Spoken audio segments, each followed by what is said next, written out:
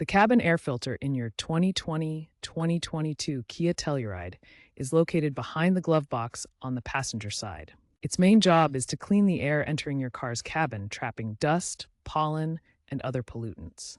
Replacing this filter regularly is crucial for maintaining good air quality, reducing allergens, and preventing mold buildup. A clogged filter reduces airflow, can cause musty odors, and may negatively impact your AC performance. Replacing the cabin air filter is an easy DIY task.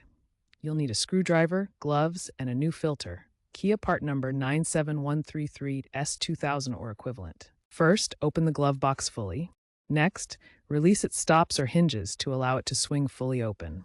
Then, locate the filter cover behind the glove box, secured by clips or screws. Remove the cover and pull out the old filter. Insert the new filter, ensuring the airflow direction arrows point correctly, usually from outside to inside. Finally, reattach the filter cover and close the glove box. Check for improved airflow and a fresher cabin smell after replacement.